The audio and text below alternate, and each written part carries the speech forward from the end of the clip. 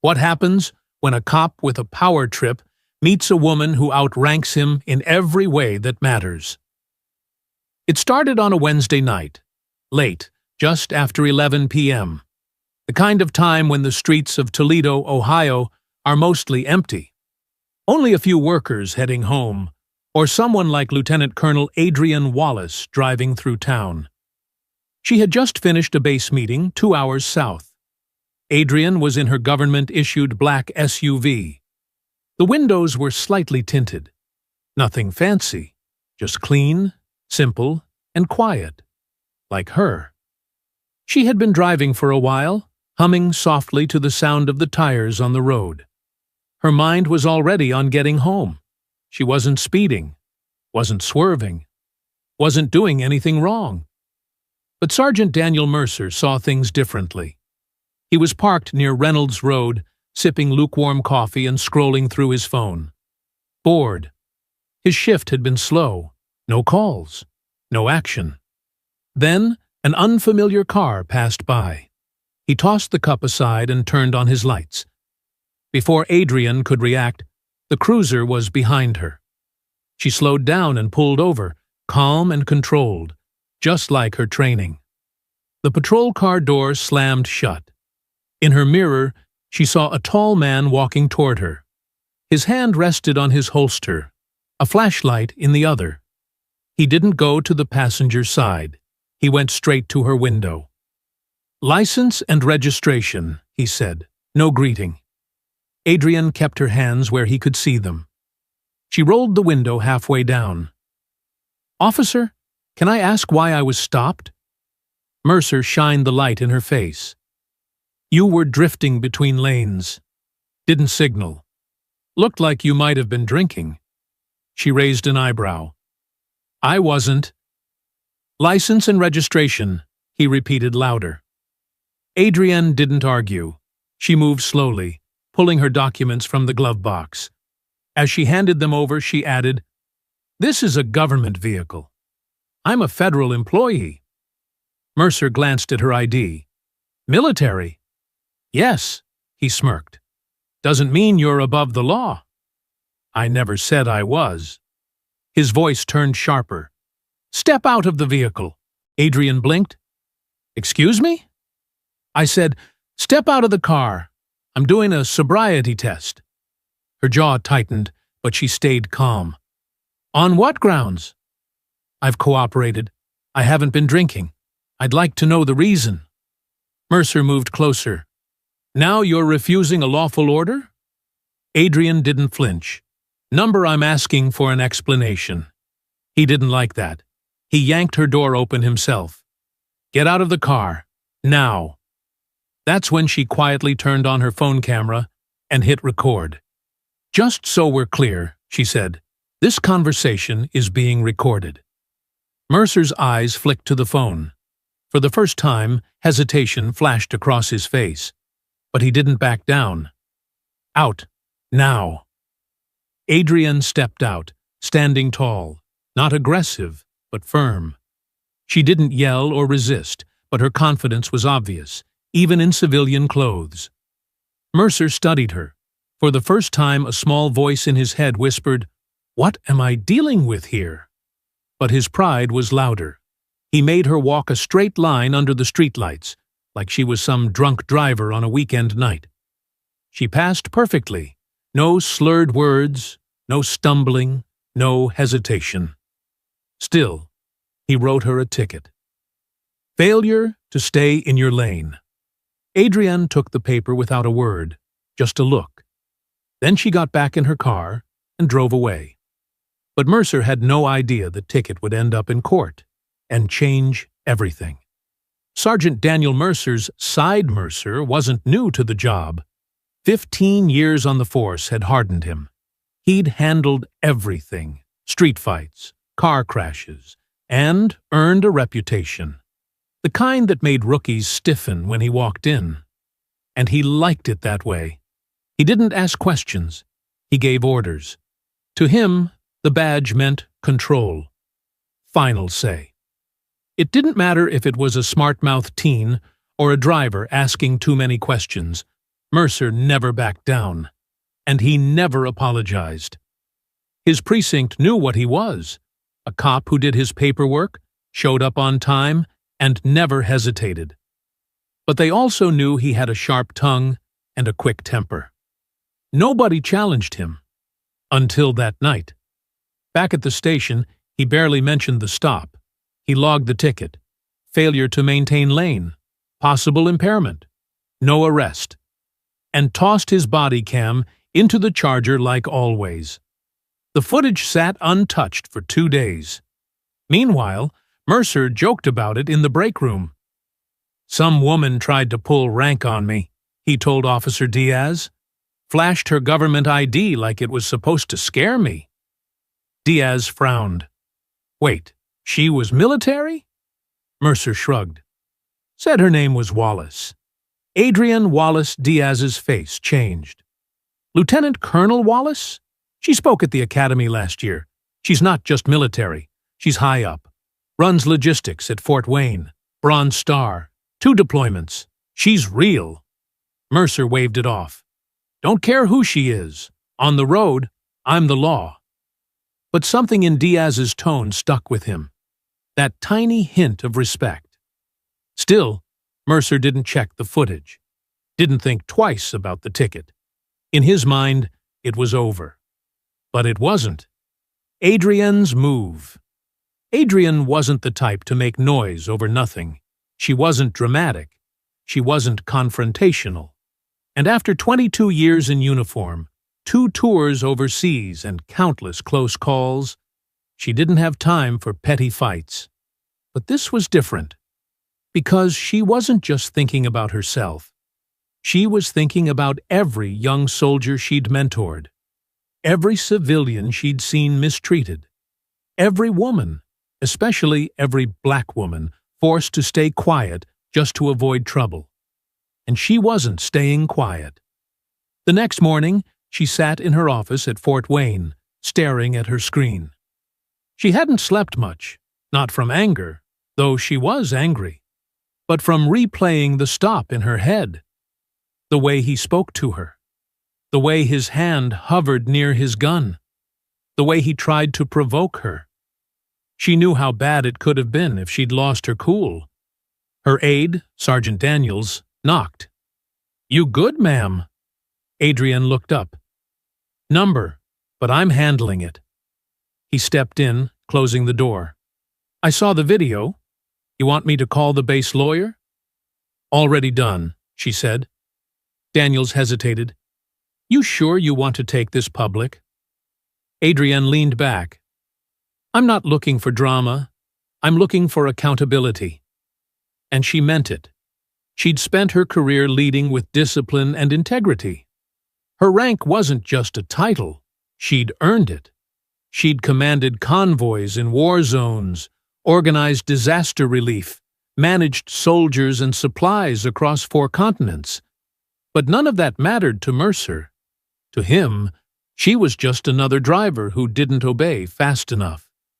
And that's what bothered her most. How easy it was for him. So she made calls. To military lawyers, to the Inspector General. She attached the video, filed a complaint, and let the facts speak for themselves. By the end of the week, Mercer's name was tied to an investigation. The department's lawyers were notified. And Adrienne? She kept working, stayed quiet. But behind the scenes, she was ready. Because her lawyer had said the stop wasn't just rude, it might have broken federal rules. And if needed, they'd go to court. Adrienne didn't hesitate. She was ready. The reckoning Mercer still thought this would blow over. Until the envelope arrived. Plain, thin. Just a manila folder with his name typed on the front. He ripped it open in the parking lot, expecting another memo. But it wasn't. It was a court summons. A civil rights complaint had been filed. Plaintiff, Lieutenant Colonel Adrienne Wallace. Charges: unlawful detainment, intimidation, abuse of power. Mercer stood there for a moment, staring at the paper. Then he walked away. He laughed loudly. "No way," he muttered. "No way this holds." But when he went back into the station, the air had changed. His boss, Officer Reading, called him into the office. The door closed. The blinds were drawn. Dan Redding began, "We need to talk." Mercer sat with his arms folded. "About what?" "The woman from the other night. She's acting like the victim." Reading wasn't smiling. "She's not pretending." "Do you even know who she is?" "I don't care who she is. She got stopped, acted rude, and now she's upset I didn't treat her like royalty." Reading leaned in. "She's not just anyone. She's a high-ranking officer, a war veteran. Her record is perfect. She has powerful friends, and she has the whole thing recorded. From her view and yours." Mercer shrugged. "So what? We just give up and apologize? Because she has rank? Number? But we can't act like this is nothing. You're going to court. And if this gets out, which it will, it'll explode." Still, Mercer stayed stubborn. "She wasn't even arrested. I didn't lay a hand on her. I followed the rules." "You were tense, Dan. You made things worse. You treated her like a criminal before you knew who she was." Mercer pressed his lips together. For once, he had no quick comeback. The notice said the court date was in 3 weeks. By then, rumors had spread through the department. Quiet talks in the locker room. Strange looks in the halls. No one said anything to his face, but Mercer could sense the change. He wasn't the tough guy anymore. He was weak now, and the others could tell. Back at her base, Adrienne got ready too, but differently. She didn't shout to the news or beg for sympathy. She met with her lawyers in private. They watched the footage again and again. She wrote down every detail of what happened. She was calm, collected, but determined. Her lawyer, Delaney Price, sat across from her and said, "Are you sure you want to take this to court?" "It's public. It'll stay with you?"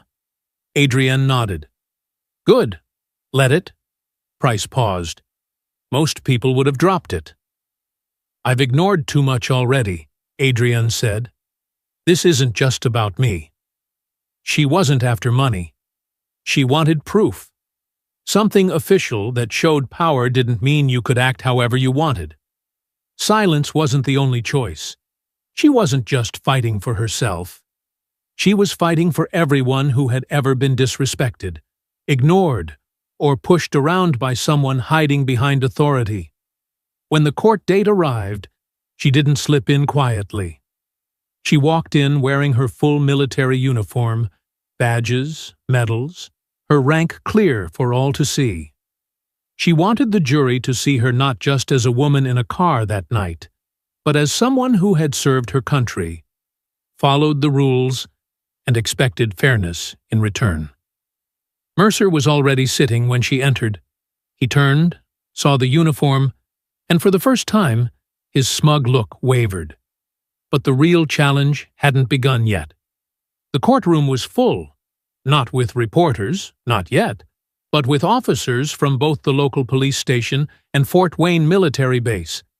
Adrienne's fellow soldiers sat quietly, dressed in uniform or formal clothes, side by side with regular people who didn't fully understand the case. To some, this looked like a simple traffic stop turned bad. To Adrienne, it was the breaking point of something bigger, something that had been building for years. Mercer sat stiffly at the defense table, his face unreadable but tense. His lawyer, Charles Brenner, whispered something to him. Mercer didn't react. He just kept his eyes on the judge. Then Adrienne was called.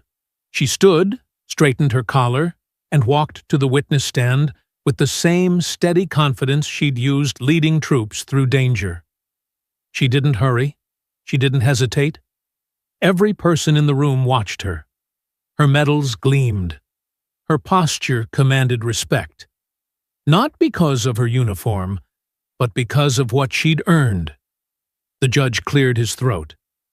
Colonel Wallace, thank you for your service. You may begin. Delaney Price stepped forward, ready. Lieutenant Colonel, could you describe the night of January 17th? Adrian spoke clearly. I was driving back from a meeting at the Indiana Guard Reserve around 11:15 p.m. when Officer Mercer stopped me. I wasn't swerving. I wasn't drunk. I cooperated and asked normal questions, but he answered with anger. Her voice stayed calm, just facts, no emotion. He told me to get out of the car without explaining why. When I asked, he just repeated it louder. That's when I started recording. Delaney nodded. Did you ever refuse a direct order? No. Did you resist? No. Did you tell him who you were? Yes. I said I worked for the government and was driving an official vehicle. The room was completely silent. No whispers, no movement, just the sound of pens writing. Then they played the videos. First, Adrian's phone recording, clear and damaging. Then Mercer's body camera footage, showing his harsh tone, his threatening stance, his hand near his gun, even though she was cooperating. The jury didn't need to talk. You could feel their opinion changing. Next came Mercer's lawyer, Brenner, trying to sound polite but push hard. Lieutenant Colonel Wallace, isn't it possible Officer Mercer was just doing his job? Adrian didn't hesitate. No. Couldn't he have been worried about safety? I was driving fine. I was sober. I wasn't threatening anyone. There was no danger. And yet you recorded the stop. Why? Because experience taught me that staying quiet doesn't keep you safe. I wanted proof of what happened. Brenner nodded slowly. So you don't think officers should use their own judgment during stops? Adrian looked straight at him. I think judgment must come with self-control. That badge isn't a license to do whatever you want. It's a duty. Even the judge paused at that. Then it was Mercer's turn. He didn't testify, just watched as they played the videos again, second by second. Every harsh word, every glare, every time he treated her like she didn't matter. The prosecutor asked, Sergeant Mercer, why did you order her out of the car? Mercer tensed. She seemed suspicious. Did she disobey you? She questioned me. Is that against the law? Mercer paused. No. Did she yell? Threaten you? No. Then why escalate? No answer. Sergeant Mercer, did you know she was a lieutenant colonel? Not then. And if you had? Mercer's voice dropped. I might have handled it differently. The room went still. There it was, not quite an apology, but the truth slipping out. That night, Mercer didn't see a person. He saw someone who didn't obey fast enough, didn't act the way he wanted. Now, with her rank visible and the whole court watching, everyone understood. But the trial wasn't over. The jury still had to decide what punishment was fair. 3 days later, they gave their decision. The courthouse was quieter now. No uniforms, no extra officers, just Adrian, her lawyer, and a few curious observers. Mercer sat with his attorney, trying to keep his face blank, but his jaw clenched slightly. Judge Cynthia Morales looked over the room. In the case of Wallace versus Mercer, the jury finds in favor of the plaintiff. Mercer shifted. Adrian didn't move. The court rules that Sergeant Mercer violated constitutional rights during an unlawful stop. His actions did not follow department rules or basic professional standards. No one cheered. No one gasped. Just the heavy silence of justice being served. Mercer's lawyer moved closer and muttered, "We'll appeal." But even he seemed unsure. The judge went on, "No criminal charges will be filed now, but the victim is owed $35,000 in compensation. This ruling will stay in the public record forever.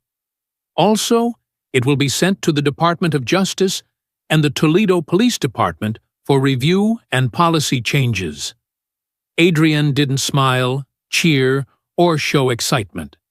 She just gave a single nod, not to the judge or the jury, but to herself. She had done what she set out to do. After the trial, Mercer stood outside the courthouse, walking back and forth near the steps. A few local news reporters had arrived. Not a huge crowd, but enough for him to lower his head and hide his face behind a folder as cameras flashed. He stayed silent, made no comment, and just left in his car. Inside, Adrienne paused in the hallway, checked her phone, and saw the message. "You won." Case closed. Her lawyer caught up to her. "You could have demanded more money." Adrienne shook her head. "It wasn't about the cash." Delaney studied her. "Do you think this will make a difference?" Adrienne looked at the glass doors and replied, "I'm not sure. But maybe next time he stops someone, he'll hesitate." A week later, Mercer was suspended while the police reviewed the case. Some whispered he might be moved to a different job. Others said his career was over. Either way, the protection he once had was broken, and everyone could see it. At Fort Wayne, Adrienne went back to her job as if nothing had happened. She didn't want to be seen as a hero or give interviews. She had tasks to finish, people to train, missions to run, and duties to fulfill. But within her team, the lesson was clear. You don't always have to shout to earn respect. You don't always have to fall apart to prove you were hurt. Sometimes, staying calm says more than anger ever could. Even with the court's decision in her favor, Adrienne knew the battle wasn't over. Because holding someone responsible isn't just about punishment. It's about what happens after. 2 months later, Adrienne stood before a room of new recruits at Fort Wayne. Most had only worn the uniform for a few weeks. Young, eager, ready to serve. She wasn't there to discuss battle plans or supplies. This time, she spoke about leadership, what it means when no one is watching. She scanned the room and asked, "How many of you believe a uniform automatically makes people respect you?" A few hands rose, some unsure, some certain. She nodded. "I get why you'd think that. But here's the reality. Respect isn't given. It's earned with every action, every choice." She let the words sink in.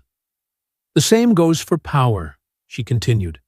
"The badge, the rank, the authority. It's not armor. It's a burden. If you can't handle it with honor, you don't deserve it." In the back, a young soldier sat straighter, listening closely. Adrienne paused, then added, "When an officer stopped me and forgot his duty, I could have screamed. I could have frozen. I could have ignored it." She met their eyes. "I didn't. I recorded it. I reported it. I went to court and told the truth." A long silence followed. That officer thought his badge made him invincible, until he saw my rank. Not just on my uniform, but in how I stood my ground. That's the difference. That's real leadership.